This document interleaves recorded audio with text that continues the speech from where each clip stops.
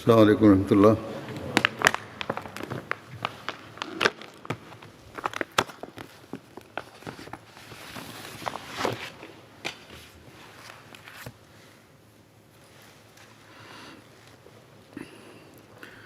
أشهد أن لا إله إلا الله وحده لا شريك له وأشهد أن محمدًا عبده ورسوله أما بعد فأعوذ بالله من الشيطان الرجيم بسم الله الرحمن الرحيم الحمد لله رب العالمين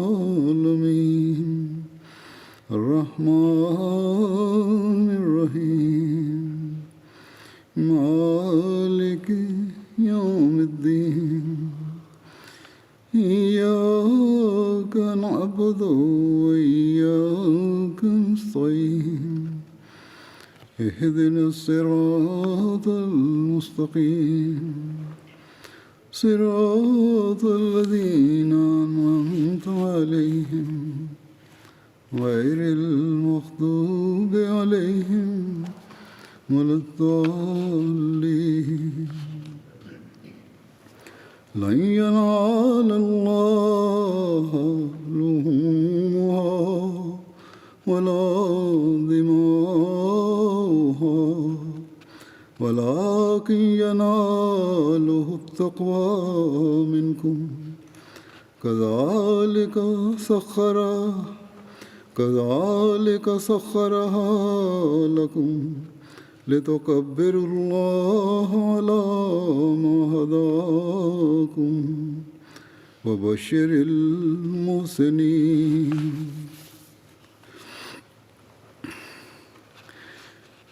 ہرگز اللہ تک نہ ان کے گوشت پہنچیں گے اور نہ ان کے خون، لیکن تمہارا تقویٰ اس تک پہنچے گا۔ اسی طرح اس نے تمہارے لیے انہیں مسخر کر دیا ہے تاکہ تم اللہ کی بڑائی بیان کرو، اس بنا پر کہ جو اس نے تمہیں ہدایت عطا کی اور احسان کرنے والوں کو خوشخبری دے دے۔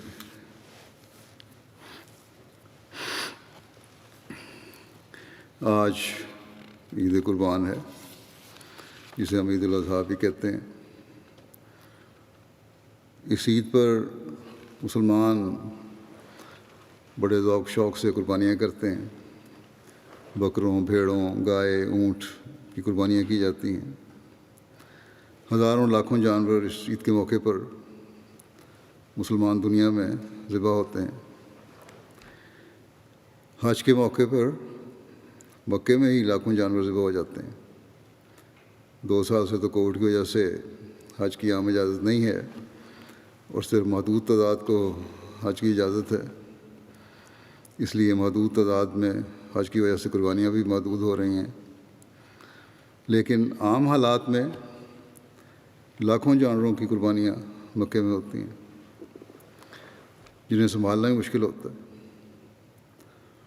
جو قربانیاں سنبھالی جاتی ہیں، کہتے ہیں کہ ان کا گوشت جو ہے غریب ممالک کو بھجوا دیا جاتا ہے حکومت کی طرف سے۔ یہ بھی دیکھنے میں آیا ہے کہ بعض دفعہ سنبھالنا مشکل ہو جاتا ہے تو یہ گوشت ضائع چلا جاتا ہے، اس کی بھی خبریں آتی رہتی ہیں۔ پھر عمومی طور پر جیسا کہ میں نے کہا، مسلمان دنیا میں ہم دیکھتے ہیں لاکھوں بلکہ کروڑوں جانور قربان کیے جاتے ہیں، ذبح کیے جاتے ہیں۔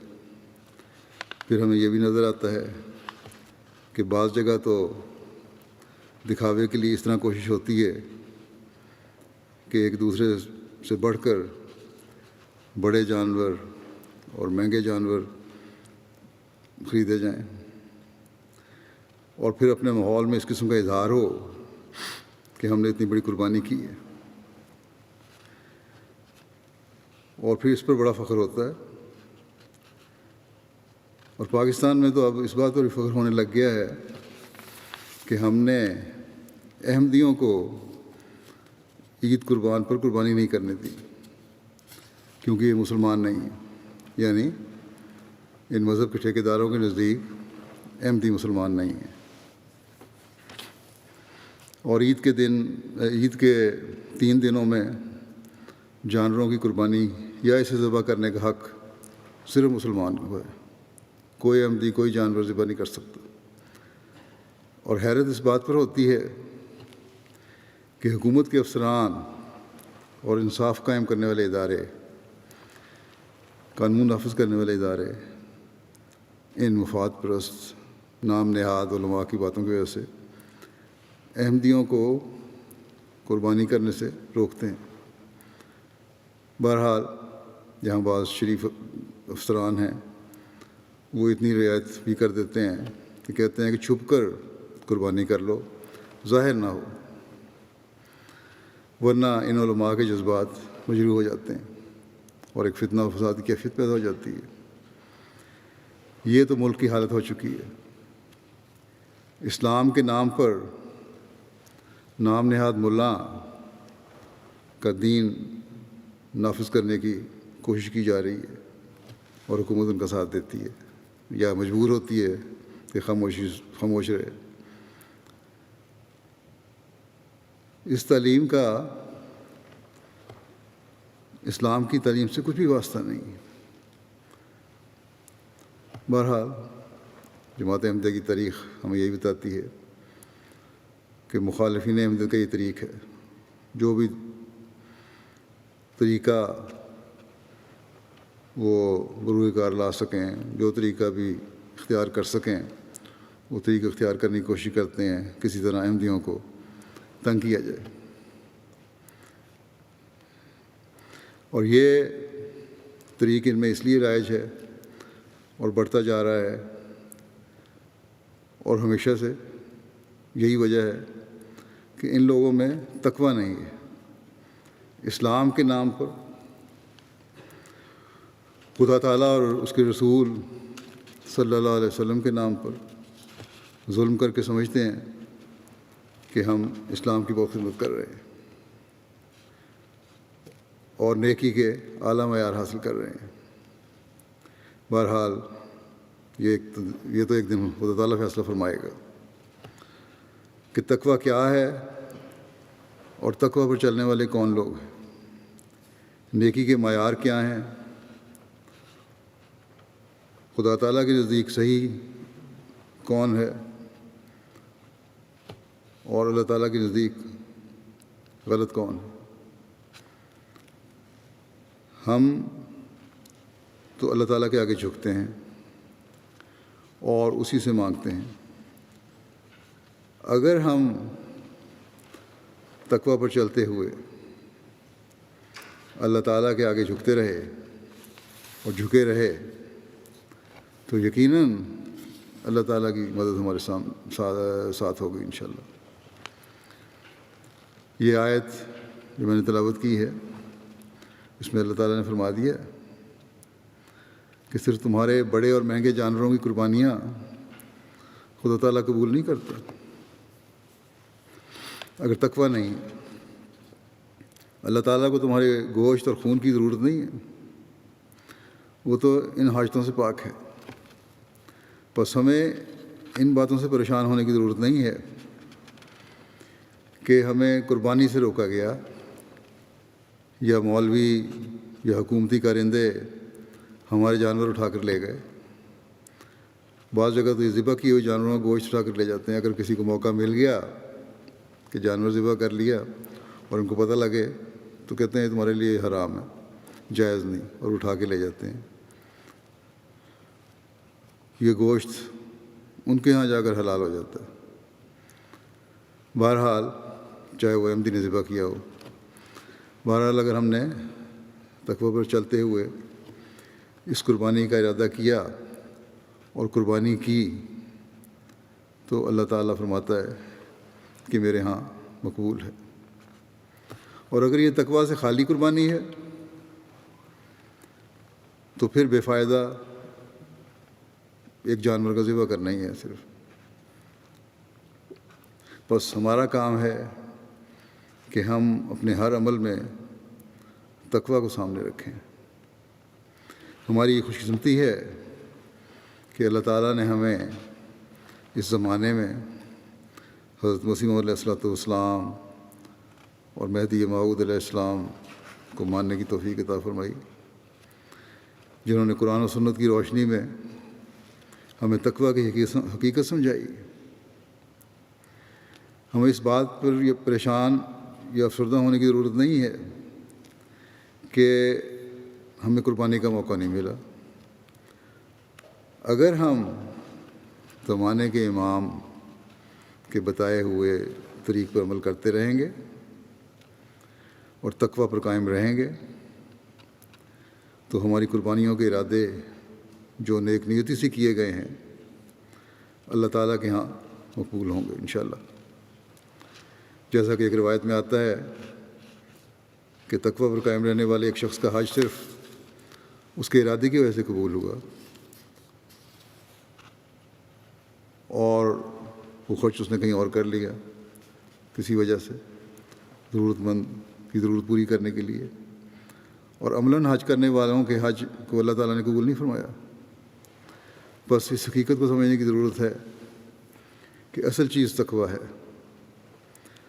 ظاہری اعمال تقوی کے بغیر کچھ چیز نہیں ہے۔ اس وقت میں یہ بتانا چاہتا ہوں کہ حضرت مسیح موعود علیہ السلام اپنے ماننے والوں میں کس قسم کا تقوی پیدا کرنا چاہتے ہیں۔ اگر ہم یہ پیدا کر لیں تو ہم خوش قسمت ہیں، ورنہ اگر ہماری قربانی ہو بھی جاتی ہے اور وہ تقوی کے بغیر ہے اور اس سوچ کے ساتھ نہیں کہ ہم صرف اور صرف اللہ تعالیٰ کی رضا کی خاطر قربانی کر رہے ہیں، تو پھر یہ قربانی بے فائدہ ہے۔ قرآن کریم میں بے شمار مرتبہ بے شمار جگہوں پر تقوی کا ذکر آیا ہے، اور اس تعلیم کو سامنے رکھتے ہوئے حضرت مسیح موعود علیہ السلام نے بھی مختلف مواقع پر مختلف زاویوں سے ہمیں تقوی کی حقیقت سمجھائی کہ اگر ہم یہ کچھ سمجھ آئیں تو ہم کامیاب ہو جائیں گے۔ اس بات کی وضاحت فرماتے ہوئے کہ تمہارے گوشت اور تمہارے خون اللہ کو نہیں پہنچتے، بلکہ تقوی ہے جو اللہ تعالیٰ کو پہنچتا ہے۔ حضرت اقدس مسیح موعود علیہ السلام فرماتے ہیں خدا تعالیٰ نے شریعت اسلام میں بہت سے ضروری احکام کے لیے نمونے قائم کیے ہیں، چنانچہ انسان کو یہ حکم ہے کہ وہ اپنی تمام قوتوں کے ساتھ اور اپنے تمام وجود کے ساتھ خدا تعالیٰ کی راہ میں قربان ہو جائے۔ بس ظاہری قربانیاں اسی حالت کے لیے نمونہ ٹھہرائی گئی ہیں، لیکن اصل غرض یہی قربانی ہے، جیسا کہ اللہ تعالیٰ فرماتا ہے لن ینال اللہ لحومها ولا دماؤها ولکن ینالہ التقوی منکم، یعنی خدا کو تمہاری قربانیوں کا گوشت نہیں پہنچتا اور نہ خون پہنچتا ہے، مگر تمہاری تقوی اس کو پہنچتی ہے۔ یعنی اس سے اتنا ڈرو کہ گویا اس کی راہ میں مر ہی جاؤ، اور جیسا تم اپنے ہاتھ سے قربانیاں ذبح کرتے ہو اسی طرح تم بھی خدا کی راہ میں ذبح ہو جاؤ۔ جب کوئی تقوی اس درجے سے کم ہے تو وہ ابھی ناقص ہے، یہ معیار ہے۔ بس اصل تقوی یہ ہے کہ ہر قربانی ہمیں اس بات کی طرف توجہ دلانے والی ہو کہ ہم نے اللہ تعالیٰ کے احکامات کی مکمل پیروی کرنی۔ پھر اقدس مسیح موعود فرماتے ہیں ظاہری نماز اور روزہ اگر اس کے ساتھ اخلاص اور صدق نہ ہو کوئی خوبی اپنے اندر نہیں رکھتا۔ جوگی اور سنیاسی بھی اپنی جگہ بڑی بڑی ریاستیں کرتے ہیں۔ اکثر دیکھا جاتا ہے کہ ان میں سے بعض اپنے ہاتھ تک سکھا دیتے ہیں، ایک جگہ کھڑا رکھا ہاتھ اور دنوں کھڑا رکھا، وہاں سرکولیشن ختم ہو گئی خون کی اور سوکھ گیا۔ بڑی بڑی مشقتیں اٹھاتے ہیں اور اپنے آپ کو مشکلات اور مصائب میں ڈالتے ہیں، لیکن یہ تکالیف ان کو کوئی نور نہیں بخشتی، کوئی نور ان کو حاصل نہیں ہوتا، کوئی اللہ تعالیٰ کی رضا حاصل نہیں ہوتی، کوئی روحانیت میں ترقی نہیں ہوتی، اور نہ کوئی سکینت اور اطمینان ان کو ملتا ہے، بلکہ اندرونی حالت ان کی خراب ہوتی ہے۔ وہ بدنی ریاضت کرتے ہیں جس کو اندر سے کم تعلق ہوتا ہے، اور کوئی اثر ان کی روحانیت پر نہیں پڑتا۔ اسی لیے قرآن شریف میں اللہ تعالیٰ نے یہ فرمایا ہے کہ لن ینال اللہ لحومها ولا دماؤها ولکن ینالہ التقوی منکم، یعنی اللہ تعالیٰ کو تمہاری قربانیوں کا گوشت اور خون نہیں پہنچتا بلکہ تقوی پہنچتا ہے۔ حقیقت میں خدا تعالیٰ پوست کو پسند نہیں کرتا، بلکہ وہ مغز چاہتا ہے۔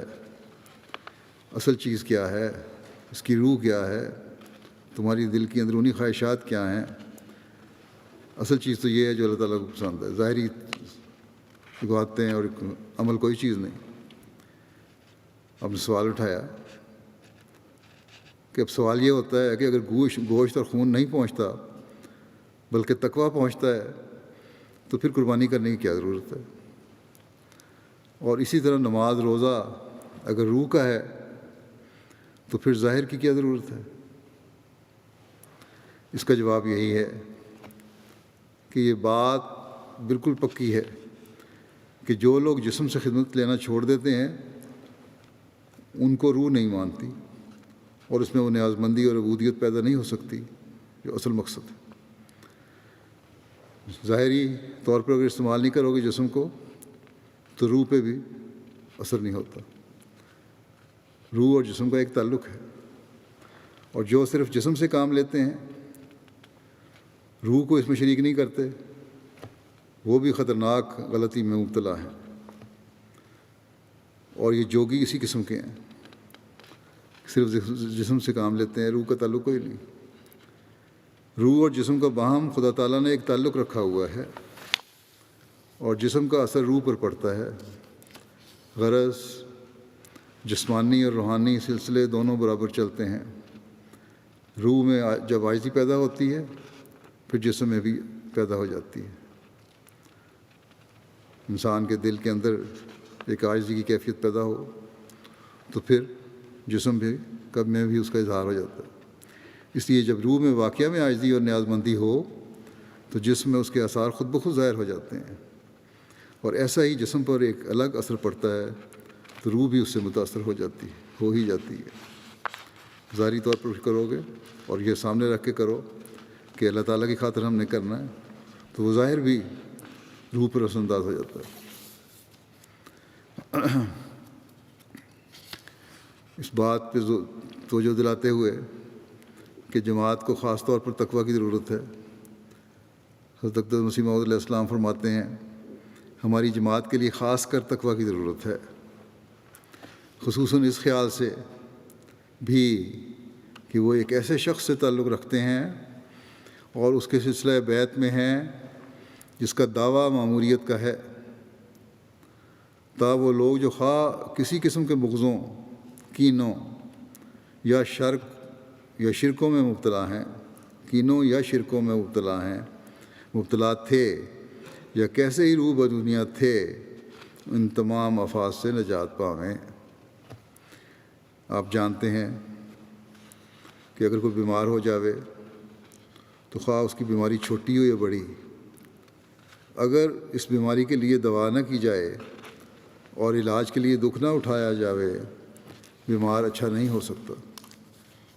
ایک سیاہ داغ منہ پر نکل کر ایک بڑا فکر پیدا کر دیتا ہے، منہ پر کسی کے چٹاک پڑ جائے سیاہ، بڑی فکر پیدا ہو جاتی ہے کہ کہیں یہ داغ بڑھتا بڑھتا کل منہ کو کالا نہ کر دے۔ اسی طرح معصیت کا بھی ایک سیاہ داغ دل پر ہوتا ہے، گناہوں کا ایک داغ ہوتا ہے دل پر، وہ جو اگر بڑھنا شروع ہو تو پورے دل کو سیاہ کر دیتا ہے۔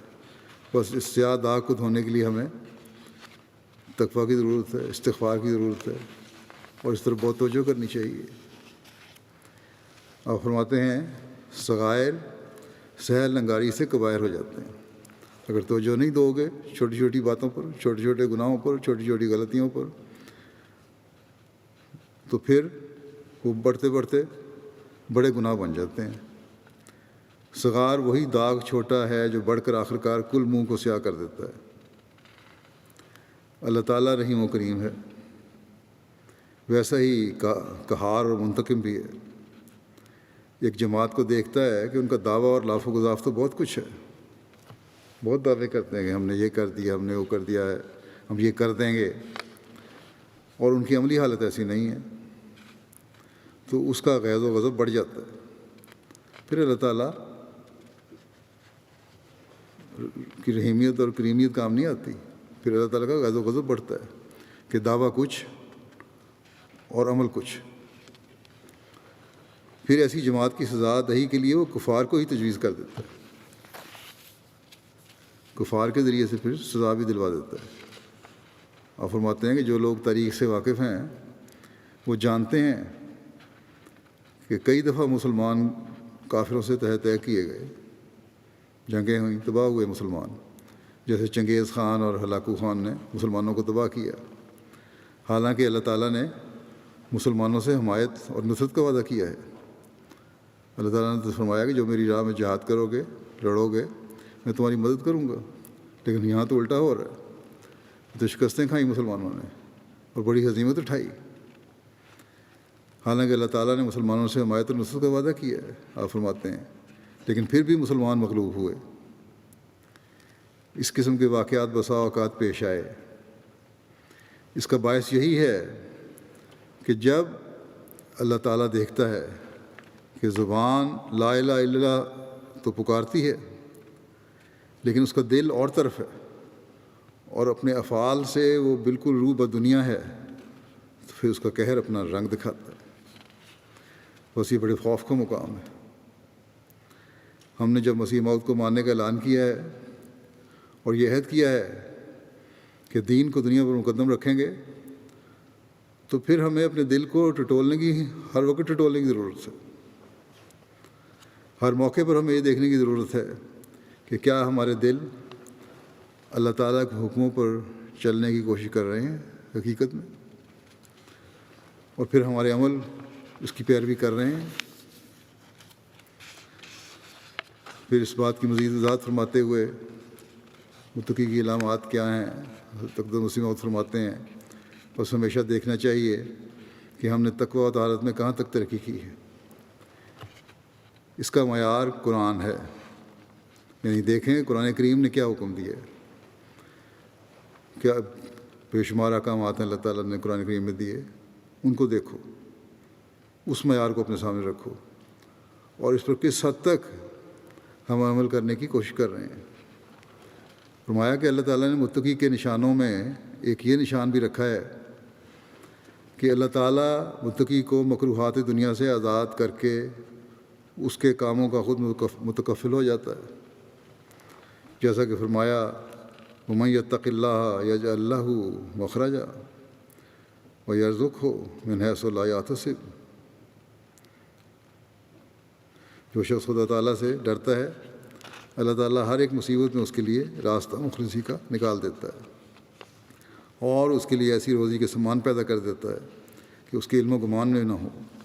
یعنی یہ بھی ایک علامت متقی کی ہے کہ اللہ تعالیٰ متقی کو نابکار ضرورتوں کا محتاج نہیں کرتا۔ مثلا ایک دکاندار یہ خیال کرتا ہے کہ وہ دروغ گوئی کے سوا اس کا کام نہیں چل سکتا، جب تک وہ جھوٹ بول کے اپنی چیز کی تعریف کر کے غلط رنگ میں اس کو بیچنے کی کوشش نہ کرے، کام نہیں چلے گا۔ اس لیے وہ دروغ گوئی سے باز نہیں آتا، چیز بیچنے کے لیے جھوٹ بولتا چلا جاتا ہے اور جھوٹ بولنے کے لیے وہ مجبوری ظاہر کرتا ہے، لیکن یہ امر ہرگز سچ نہیں۔ خدا تعالیٰ متقی کا خود محافظ ہو جاتا ہے اور ایسے مواقع سے بچا لیتا ہے، اور اسے ایسے مواقع سے بچا لیتا ہے جو خلاف حق پر مجبور کرنے والے ہوں۔ یاد رکھو، جب اللہ تعالیٰ کو کسی نے چھوڑا تو پھر خدا تعالیٰ نے بھی اسے چھوڑ دیا۔ تم اللہ کو چھوڑو گے، اللہ تمہیں چھوڑ دے گا، اور جب رحمان چھوڑ دے، رحمان خدا نے جب چھوڑ دیا تو ضرور شیطان اپنا رشتہ جوڑے گا، پھر شیطان بڑھ بڑھ کر قریب آئے گا اور دوست بنے گا۔ فرمایا یہ نہ سمجھو کہ اللہ تعالیٰ کمزور ہے، وہ بڑی طاقت والا ہے. جب اس پر کسی امر میں بھروسہ کرو گے تو وہ ضرور تمہاری مدد کرے گا. وَمَن يَتَوَكَّلْ عَلَى اللَّهِ فَهُوَ حَسْبُهُ. لیکن جو لوگ ان آیات کے پہلے مخاطب تھے وہ اہل دین تھے. ان کی ساری فکریں محض دینی امور کے لیے تھیں اور دنیاوی امور حوالہ بخدا تھے. اس لیے اللہ تعالیٰ نے ان کو تسلی دی کہ میں تمہارے ساتھ ہوں. غرض برکات تقویٰ میں سے ایک یہ ہے کہ اللہ تعالیٰ متقی کو ان مصائب سے مخلصی بخشتا ہے جو دینی امور کے خارج ہوں. بس اللہ تعالیٰ متقی کو کبھی بھی سہارا نہیں چھوڑتا. اگر اس بات کو ہم سمجھ جائیں تو ہم بھی اپنی دنیا و کو سنوارنے والے بن جائیں گے. پھر اس بات کی مزید وضاحت فرماتے ہوئے فرماتے ہیں کہ خدا کے کلام سے پایا جاتا ہے کہ متقی وہ ہوتے ہیں جو حلیمی اور مسکینی سے چلتے ہیں. وہ مغرورانہ گفتگو نہیں کرتے. ان کی گفتگو ایسی ہوتی ہے جیسے چھوٹا بڑے سے گفتگو کرے. ہم کو ہر حال میں وہ کرنا چاہیے جس سے ہماری فلاح ہو. اللہ تعالیٰ کسی کا اجارہ دار نہیں. وہ خاص تقویٰ کو چاہتا ہے. اللہ تعالیٰ پہ کوئی اجارہ داری نہیں ہو سکتی. وہ تو تقویٰ کو چاہتا ہے. جس میں تقویٰ ہوگا وہ اللہ تعالیٰ اس کا ہو جائے گا. جو تقویٰ کرے گا وہ اعلیٰ مقام کو پہنچے گا. حضرت صلی اللہ علیہ وسلم یا حضرت ابراہیم علیہ السلام میں سے کسی نے وراثت میں تو عزت نہیں پائی تھی. وہ ہمارا ایمان ہے کہ حضرت صلی اللہ علیہ وسلم کے والد ماجد عبداللہ مشرک نہ تھے، لیکن اس سے نبوت تو نہیں دی. اس نے نبوت تو نہیں دی. یہ تو فضل الہی تھا ان صدقوں کے باعث جو ان کی فطرت میں تھا. یعنی حضرت صلی اللہ علیہ وسلم کی فطرت میں جو صدق الہی تھا، صدق تھا، اس کی وجہ سے فضل ہوا. یہی فضل کے محرک تھے. حضرت ابراہیم علیہ السلام جو ابو الانبیاء تھے، انہوں نے اپنے صدق و تقویٰ سے ہی بیٹے کو قربان کرنے میں دریغ نہ کیا. خود آگ میں ڈالے گئے اور قربانی کی. ہمارے سید و مولا حضرت محمد رسول اللہ صلی اللہ علیہ وسلم کا اس صدق و وفا دیکھیے. آپ نے ہر ایک قسم کی بد تحریک کا مقابلہ کیا، طرح طرح کے مصائب اور تکالیف اٹھائے، لیکن پرواہ نہیں کی. یہی صدق و وفا تھا جس کے باعث اللہ تعالیٰ نے فضل کیا. اسی لیے تو اللہ تعالیٰ نے فرمایا ہے ان اللہ و ملائکتہ یصلون علی النبی یا ایھا الذین آمنوا صلوا علیہ وسلموا تسلیما. اللہ تعالیٰ اور اس کے تمام فرشتے رسول پر درود بھیجتے ہیں. اے ایمان والو، تم درود و سلام بھیجو نبی پر. اس آیت سے ظاہر ہوتا ہے کہ رسول اکرم کے اعمال ایسے تھے کہ اللہ تعالیٰ نے ان کی تعریف یا اوصاف کی تحدید کرنے کے لیے کوئی لفظ خاص نہ فرمایا. لفظ تو مل سکتے تھے لیکن خود استعمال نہ کیے. اللہ تعالیٰ کے ہاں تو کوئی ایسی بات نہیں کہ نہ ہو سکے، لیکن اللہ تعالیٰ نے خود استعمال نہیں کیے. یعنی آپ کے اعمال صالحہ کی تعریف تحدید سے بیرون تھی. اللہ تعالیٰ نے آپ کے اعمال صالحہ کی تعریف ایسی کی جو اس کی حدیں کوئی مقرر نہیں تھیں اور نہ اللہ تعالیٰ مقرر کرنا چاہتا تھا. اور آپ کے اعمال خدا کی نگاہ میں اس قدر پسندیدہ تھے کہ اللہ تعالیٰ نے ہمیشہ کے لیے یہ حکم دیا کہ آئندہ لوگ شکر گزاری کے طور پر درود بھیجیں. آپ کی ہمت و صدق وہ تھا کہ اگر ہم اوپر یا نیچے نگاہ کریں تو اس کی نظیر نہیں ملتی. خود حضرت مسیح کے وقت کو دیکھ لیا جاوے کہ ان کی ہمت یا روحانی صدق و وفا کا کہاں تک اثر ان کے پیراؤں پر ہوا. ہر ایک سمجھ سکتا ہے کہ ایک بدروش کو درست کرنا کس قدر مشکل ہے. عادات راسخہ کا گنوانا کیسا محالات سے ہے. جو پکی عادتیں ہو جائیں ان کو کسی سے چھڑوانا بڑے مشکل کام ہے. لیکن ہمارے مقدس نبی صلی اللہ علیہ وسلم نے تو ہزاروں انسانوں کو درست کیا، ہزاروں لوگوں کی بری عادتیں چھڑوائیں جو حیوانوں سے بدتر تھے. صرف بری عادتیں نہیں تھیں بلکہ حیوانوں سے بدتر تھے۔ بعض ماؤں اور بہنوں میں حیوانوں کی طرح فرق نہیں کرتے تھے، یتیموں کا مال کھاتے تھے، مردوں کا مال کھاتے تھے، بعض ستارہ پرست تھے، بعض دہریت، بعض عناصر پرست تھے۔ جزیرہ عرب کیا تھا؟ ایک مجموعہ مذاہب اپنے اندر رکھتا تھا، مختلف قسم کے مذہب، اور اس میں موجود تھے لوگ، مختلف قسم کے لوگ موجود تھے۔ لیکن آپ نے ایک انقلاب پیدا کر دیا ان سب میں۔ حضرت صلی اللہ علیہ وسلم کا یہ وہ مقام ہے جس کا ادراک ہمیں حضرت مسیح موعود علیہ السلام نے عطا فرمایا۔ پھر بھی یہ نام نہاد علماء کہتے ہیں کہ نعوذ باللہ ہم حضرت صلی اللہ علیہ وسلم کی توہین کرتے ہیں، لہذا احمدیوں کو کوئی حق نہیں پہنچتا کہ وہ اسلامی طریقے پر عبادات بجا لائیں اور رسومات ادا کریں اور اس سنت پر عمل کریں جس پر ہمارے آقا و مولا حضرت محمد رسول اللہ صلی اللہ علیہ وسلم نے عمل فرمایا۔ یہ لاکھ کوششیں کر لیں، پھر بھی یہ حضرت صلی اللہ علیہ وسلم کی محبت اور آپ کا مقام جو ہمارے دلوں میں ہے اسے ہمارے دلوں سے چھین نہیں سکتے۔ اس بات کی طرف توجہ دلاتے ہوئے کہ اللہ تعالیٰ کی حقیقی شکر گزاری کے لیے تقوی شرط ہے، اور پھر اللہ تعالیٰ اس کا پاس بھی رکھتا ہے۔ حضرت مسیح موعود علیہ السلام فرماتے ہیں کہ تمہارا اصل شکر تقوی و طہارت ہی ہے۔ مسلمان پوچھنے پر الحمدللہ کہہ دینا سچا سپاس اور شکر نہیں ہے۔ اتنی بات کافی نہیں ہو جاتی کہ کہہ دیا الحمدللہ میں مسلمان ہوں۔ اگر تم نے حقیقی سپاس گزاری یعنی طہارت اور تقوی کی راہیں اختیار کر لیں، حقیقی سپاس گزاری کیا ہے؟ حقیقی شکر گزاری کیا ہے؟ طہارت اور تقوی۔ اگر اس کی راہیں اختیار کر لیں تو میں تمہیں بشارت دیتا ہوں کہ تم سرحد پر کھڑے ہو اور کوئی تم پر غالب نہیں آ سکتا۔ پھر اس طرف توجہ دلاتے ہوئے کہ تقوی کی راہیں اختیار کرو کیونکہ یہی شریعت کا خلاصہ ہے، آپ فرماتے ہیں چاہیے کہ تقوی کی راہ اختیار کریں کیونکہ تقوی ہی ایک ایسی چیز ہے جس کو شریعت کا خلاصہ کہہ سکتے ہیں۔ اور اگر شریعت کو مختصر طور پر بیان کرنا چاہیں تو مغز شریعت تقوی ہی ہو سکتا ہے۔ تقوی کے مدارج اور مراتب بہت سے ہیں، لیکن اگر طالب صادق ہو کر ابتدائی مراتب اور مراحل کو استقلال اور خلوص سے طے کرے تو اس راستی اور طلب صدق کی وجہ سے اعلیٰ مدارج کو پا لیتا ہے۔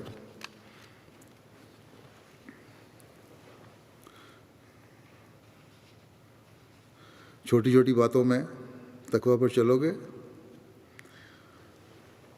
تو بڑے مرتبے بھی حاصل ہو سکتے ہیں، بڑی نیکیاں کرنے کی توفیق ملے گی۔ کبھی چھوٹی سی چھوٹی نیکی کو بھی ضائع نہیں کرنا چاہیے، اور یہی حقیقی رنگ میں تقوی پر چلنے والوں کا کام ہے۔ آپ فرماتے ہیں کہ اللہ تعالیٰ فرماتا ہے کہ انما یتقبل اللہ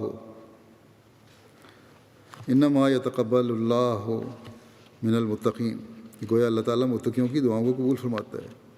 یہ گویا اس کا وعدہ ہے اور اس کے وعدوں میں تخلف نہیں ہوتا، کبھی اپنے وعدوں کے خلاف نہیں کرتا، جیسا کہ فرمایا ان اللہ لا یخلف المیعاد۔ بس جس حالت میں تقوی کی شرط قبولیت دعا کے لیے ایک غیر منفک شرط ہے، ایک ضروری شرط ہے، تو ایک انسان غافل اور بے راہ ہو کر اگر قبولیت دعا چاہے تو کیا وہ احمق اور نادان نہیں ہے؟ لہٰذا ہماری جماعت کو لازم ہے کہ جہاں تک ممکن ہو ہر ایک ان میں سے تقوی کی راہوں پر قدم مارے تاکہ قبولیت دعا کا سرور اور حظ حاصل کرے اور زیادتی ایمان کا حصہ لے۔ تقوی کی اہمیت اور اپنے آنے کی غرض بیان کرتے ہوئے آپ فرماتے ہیں ہمیں جس بات پر معمور کیا ہے وہ یہی ہے کہ تقوی کا میدان خالی پڑا ہے تقویٰ ہونا چاہیے، نہ یہ کہ تلوار اٹھاؤ۔ تلواروں سے جنگ کی ضرورت نہیں ہے، تقویٰ اندر پیدا کرو اپنے اندر تو فتوحات ہی ملیں گی۔ یہ حرام ہے، یعنی تلوار اٹھانا اب حرام ہے۔ اگر تم تقویٰ کرنے والے ہوگے تو ساری دنیا تمہارے ساتھ ہوگی، بس تقویٰ پیدا کرو۔ جو لوگ شراب پیتے ہیں، جن کے مذہب کے شعائر میں شراب جزو اعظم ہے، ان کو تقویٰ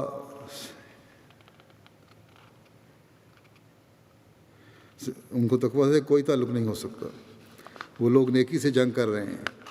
بس اگر اللہ تعالیٰ ہماری جماعت کو ایسی خوش قسمت دے اور انہیں توفیق دے کہ وہ بدیوں سے جنگ کرنے والے ہوں اور تقویٰ اور طہارت کے میدان میں ترقی کریں، یہی بڑی کامیابی ہے۔ سب سے بڑی کامیابی جماعت کی یہی ہے کہ تقویٰ کے میدان میں ترقی کرو، اور اس سے بڑھ کر کوئی چیز میسر نہیں ہو سکتی۔ اس وقت کل دنیا کے مذاہب کو دیکھ لو کہ اصل غرض جو تقویٰ ہے مفقود ہے، اور دنیا کی وجاہتوں کو خدا بنایا گیا ہے۔ تقویٰ کی طرف توجہ کوئی نہیں، دنیا کی وجاہتوں کی طرف توجہ زیادہ ہے، انہی کو خدا سمجھتے ہیں، اور اسی لیے دین سے بھی ہٹ رہے ہیں۔ حقیقی خدا چھپ گیا ہے اور سچے خدا کی حد تک کی جاتی ہے، مگر اب خدا چاہتا ہے کہ وہ آپ ہی مانا جاوے اور دنیا کو اس کی معرفت ہو۔ جو لوگ دنیا کو خدا سمجھتے ہیں وہ متوکل نہیں ہو سکتے۔ بس اس حقیقت کو سمجھنے کی ضرورت ہے کہ حضرت مسیح علیہ السلام کی بیعت میں آ کر ہم نے اپنے اندر پاک تبدیلیاں پیدا کرنی ہے، تقویٰ پر چلنا ہے، اور یہی ہماری کامیابی کا راز ہے۔ پھر جب جماعت کو نصیحت کرتے ہوئے فرماتے ہیں، جو لوگ میری بیعت کر کے چاہتے ہیں کہ خدا کی گرفت سے بچ جائیں، وہ غلطی کرتے ہیں، ان کو نفس نے دھوکہ دیا ہے۔ دیکھو، طبیب جس وزن تک مریض کو دوا پلانی چاہتا ہے، اگر وہ اس حد تک نہ پیوے تو شفا کی امید رکھنی فضول ہے۔ مثلاً وہ چاہتا ہے کہ 10 تولہ استعمال کرے اور یہ صرف ایک ہی قطرہ کافی سمجھتا ہے، یہ نہیں ہو سکتا، کوئی اثر نہیں ہوگا پھر دوائی کا۔ بس اس حد تک صفائی کرو اور تقویٰ اختیار کرو جو خدا کے غضب سے بچانے والا ہوتا ہے۔ وہ تقویٰ اختیار کرو، اتنی صفائی کرو جو خدا کے غضب سے بچانے والی ہے۔ اللہ تعالیٰ رجوع کرنے والا ان پر رحم کرتا ہے، کیونکہ اگر ایسا نہ ہوتا تو دنیا میں اندھیر پڑ جاتا۔ انسان جب متقی ہوتا ہے تو اللہ تعالیٰ اس کے اور اس کے غیر میں فرقان دکھا دیتا ہے۔ متقی انسان کے اور غیر متقی کے میں ایک فرق ظاہر کر دیتا ہے، ایک روشن فرق ظاہر کر دیتا ہے، واضح فرق ظاہر کر دیتا ہے، اور پھر اس کو ہر تنگی سے نجات دیتا ہے۔ نہ صرف نجات دیتا ہے بلکہ فرماتا ہے کہ یرزقہ من حیث لا یحتسب۔ بس یاد رکھو، جو خدا تعالیٰ سے ڈرتا ہے، خدا تعالیٰ اس کو مشکلات سے رہائی دیتا ہے اور انعام و اکرام بھی کرتا ہے، اور پھر متقی خدا کے ولی ہو جاتے ہیں۔ تقویٰ ہی اکرام کا باعث ہے۔ کوئی خواہ کتنا ہی لکھا پڑھا ہوا ہو، وہ اس کی عزت و تکریم کا باعث نہیں اگر متقی نہیں ہے۔ لیکن اگر ادنا درجے کا آدمی بالکل امی ہو، ان پڑھ ہو، مگر متقی ہو، وہ معزز ہوگا۔ اسلام کے میں تو وہی معزز ہوگا جو تقویٰ ہے جس میں، اور اللہ تعالیٰ کے نزدیک بھی وہی معزز ہے جس میں تقویٰ ہے۔ متقی کون ہے؟ متقی بننے کی کیا شرائط ہیں؟ پھر متقی سے اللہ تعالیٰ کیا سلوک ہوتا ہے؟ اس بات کو بیان فرماتے ہوئے آپ فرماتے ہیں کہ متقی بننے کے واسطے ضروری ہے کہ بعد اس کے کہ موٹی باتوں جیسے زنا، چوری، تلف حقوق، ریا، عجب یعنی تکبر وغیرہ، حقارت، بخل کے ترک میں پکا ہو، یہ چیزیں چھوڑے، برائیاں ساری، تو اخلاق رذیلہ سے پرہیز کر کے ان کے بالمقابل اخلاق فاضلہ میں ترقی کرے۔ سب برے اخلاق سے بچ کے، صرف بچنا نہیں کافی بلکہ اخلاق فاضلہ میں ترقی کرنے کی ضرورت ہے۔ پھر لوگوں سے مروت، خوش خلقی، ہمدردی سے پیش آوے، خدا تعالیٰ کے ساتھ سچی وفا اور صدق دکھلاوے، خدمات کے مقام محمود تلاش کرے۔ ان خدمات کے مقام محمود سے مراد ہے کہ اللہ تعالیٰ کے حق اور اس کے بندوں کے حق ادا کرے، جس کی خدا تعالیٰ بھی تعریف کرے اور بندوں کو بھی نظر آئے کہ ہاں یہ شخص ہے جو ہمارے حق ادا کرنے والا ہے۔ اور اگر تقویٰ ہوگا تو پھر ہی ایسا معیار حاصل ہو سکتا ہے جس کے لیے ہر مومن کو کوشش کرنی چاہیے۔ خدمات کے مقام میں محمود تلاش کرے، ان باتوں سے انسان متقی کہلاتا ہے، اور جو لوگ ان باتوں کے جامع ہوتے ہیں، جن میں یہ باتیں پیدا ہو جائیں، وہی اصل متقی ہوتے ہیں۔ یعنی اگر ایک خلق فردن کسی میں ہو تو اسے متقی نہیں کہیں گے۔ تمام بری باتوں سے پرہیز، ان سے بچنا، ان کو چھوڑنا اور نیک اخلاق کو اختیار کرنا، یہ جب ہوگا تبھی تقویٰ پیدا ہوگا۔ یہ نہیں کہ ایک اخلاق اچھا ہمارے اندر ہے یا ایک برائی ہمارے اندر نہیں ہے، اس سے متقی نہیں بن جاتا انسان۔ جب تک بحیثیت مجموعی اخلاق فاضلہ اس میں نہ ہوں، وہ متقی نہیں کہلا سکتا۔ اور ایسے ہی شخصوں کے لیے لا خوف علیہم ولا هم یحزنون ہے، اور اس کے بعد ان کو کیا چاہیے؟ اللہ تعالیٰ کوئی خوف نہیں ان کو ہوگا، نہ وہ غمگین ہونا۔ فرمایا کہ اس کے بعد ان کو کیا چاہیے؟ اللہ تعالیٰ ایسوں کا متولی ہو جاتا ہے، جیسا کہ وہ فرماتا ہے کہ واہ یتولی الصالحین۔ حدیث شریف میں آیا ہے کہ اللہ تعالیٰ ان کے ہاتھ ہو جاتا ہے جسے وہ پکڑتے ہیں، ان کے آنکھ ہو جاتا ہے جسے وہ دیکھتے ہیں، ان کے کان ہو جاتا ہے جسے وہ سنتے ہیں، ان کے پاؤں ہو جاتا ہے جن سے وہ چلتے ہیں۔ اور ایک اور حدیث میں ہے کہ جو میرے ولی کی دشمنی کرتا ہے، میں اس سے کہتا ہوں کہ وہ میرے مقابلے کے لیے تیار رہو، کہتا ہوں کہ میرے مقابلے کے لیے تیار رہو۔ ایک جگہ فرمایا ہے کہ جب کوئی خدا کے ولی پر حملہ کرتا ہے تو خدا تعالیٰ اس پر ایسے جھپٹ کر آتا ہے جیسے ایک شیرنی سے کوئی اس کا بچہ چھینے تو غضب سے جھپٹتی ہے۔ پھر آپ فرماتے ہیں قرآن شریف میں تمام احکام کی نسبت تقویٰ اور پرہیزگاری کے لیے بڑی تاکید ہے۔ وجہ یہ ہے کہ تقویٰ ہر ایک بدی سے بچنے کے لیے قوت بخشتی ہے اور ہر ایک نیکی کی طرف دوڑنے کے لیے حرکت دیتی ہے۔ اور اس قدر تاکید فرمانے میں بھید یہ ہے کہ تقویٰ ہر ایک باب میں انسان کے لیے سلامتی کا تعویذ ہے اور ہر ایک قسم کے فتنے سے محفوظ رہنے کے لیے حصن حسین ہے، ایک محفوظ قلعہ ہے تقویٰ۔ اگر اس میں تقویٰ پیدا ہو جائے تو قلعے محفوظ ہو گئے، ہر قسم کے فتنے سے بچو گے، ہر قسم کے فساد سے بچو گے، ہر قسم کی برائی سے بچو گے۔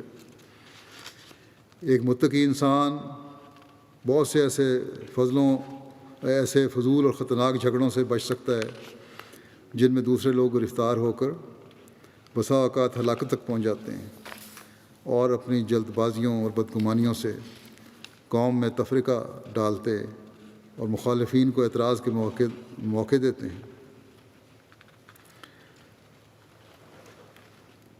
بس یہ ہیں وہ باتیں جو مسلم نے بیان فرمائیں اپنے تحریرات میں، اپنے ارشادات میں۔ آپ نے تقویٰ کے مضمون کو بے شمار جگہ کھول کر بیان فرمایا ہے، اپنے ماننے والوں کو بار بار تاکید فرمائی ہے کہ میرے ماننے سے تمہیں اسی وقت فائدہ ہو سکتا ہے جب تم اللہ تعالیٰ اور اس کے رسول کے ارشادات کے مطابق اپنی حالتوں کو تقویٰ کے معیار پر لاؤ گے، ورنہ نری بیعت کوئی فائدہ نہیں دے سکتی۔ بس آج اس عید پر جس کے خاص حوالے سے اللہ تعالیٰ نے یہ فرمایا ہے کہ تمہاری ظاہری عمل اگر وہ تقویٰ سے خالی ہیں تمہیں اللہ کا مقرب نہیں بنا سکتے، ہم میں سے ہر ایک کو یہ عہد کرنا چاہیے کہ ہم نے اس معیار کے مطابق اپنے آپ کو لانا ہے اور اس کے مطابق زندگی بسر کرنے کی کوشش کرنی ہے، جہاں ہمارا ہر قول و فعل اللہ تعالیٰ کے حکم کے مطابق ہو۔ اگر ہم اس پر عمل کرنے کا عہد کرتے ہیں اور اس کے لیے کوشش کرتے ہیں تو اللہ تعالیٰ اپنے وعدے کے مطابق ضرور ہمیں وہ کچھ عطا فرمائے گا جس کا اس نے تقویٰ پر چلنے والوں سے وعدہ فرمایا ہے، اور مخالفین کی مخالفتیں ہمارا کچھ بھی بگاڑ نہیں سکتی، اور ہمارے لیے کوئی افسوس کی بات نہیں ہوگی کہ ہمیں جانوروں کی قربانی سے روکا گیا، اور اگر اللہ تعالیٰ کی رضا نہیں تو پھر قربانی کر کے بھی ہمارے لیے کوئی حقیقی خوشی کا مقام نہیں ہے۔ اللہ تعالیٰ ہمیں تقویٰ کی حقیقت کو سمجھتے ہوئے اس کے مطابق اپنی زندگیاں گزارنے کی توفیق عطا فرمائے۔ اب ہم دعا بھی کریں گے۔ دعا میں اسیران راہ مولا کو خاص طور پر یاد رکھیں، جو قید و بت کی صعوبتیں برداشت کر رہے ہیں اور قربانیاں بھی دے رہے ہیں۔ اللہ تعالیٰ جلد ان کی رہائی کے سامان پیدا فرمائے۔ پھر ان لوگوں کو بھی یاد رکھیں جو مختلف تکلیفوں سے اپنے دین اور ایمان کی وجہ سے گزر رہے ہیں۔ احمدی ہونے کی وجہ سے ان کے کاروباروں کو نقصان پہنچانے کی کوشش کی جا رہی ہے۔ پاکستان میں عموماً افراد جماعت پر تنگی اور ظلم وارد کرنے کی کوشش کی جاتی ہے۔ ان کے حقدار ہونے کے باوجود انہیں بعض جگہ ملازمتوں سے نکالا جاتا ہے۔ اسی طرح تمام مظلوموں اور محروموں کے لیے دعا کریں، بنی نوع انسان کے لیے دعا کریں کہ وہ اللہ تعالیٰ کو پہچاننے والے ہوں اور اللہ تعالیٰ کی ناراضگی سے بچ سکیں۔ دنیا جس تباہی کی طرف جا رہی ہے، اللہ تعالیٰ انہیں عقل دے کہ اس تباہی کے گڑھے میں گرنے سے بچ سکیں اور اللہ تعالیٰ کو پہچان لیں اور اپنے حالتوں کو بدلنے والے ہوں، ورنہ ایک بہت بڑی تباہی منہ پھاڑے کھڑی ہے۔ اللہ تعالیٰ ہی رحم فرمائے۔ اللہ تعالیٰ تمام احمدیوں کے لیے یہ عید ہر لحاظ سے بہت ببرکت اور مبارک فرمائے۔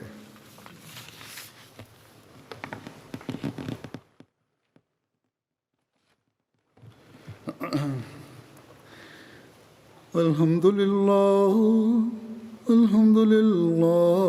نحمده ونستعینه ونستغفره ونؤمن به ونتوکل علیہ ونعوذ باللہ من شرور انفسنا ومن سیئات اعمالنا من يهده الله فلا مضل له ومن يضلل فلا هادي له ونشهد أن لا إله إلا الله ونشهد أن محمدا عبده ورسوله عباد الله رحمكم الله إن الله يأمر بالعدل والإحسان وإيتاء ذي القربى وينهى عن الفحشاء والمنكر والبغي يعظكم لعلكم تذكرون اذكروا الله يذكركم وادعوه يستجب لكم ولذكر الله أكبر۔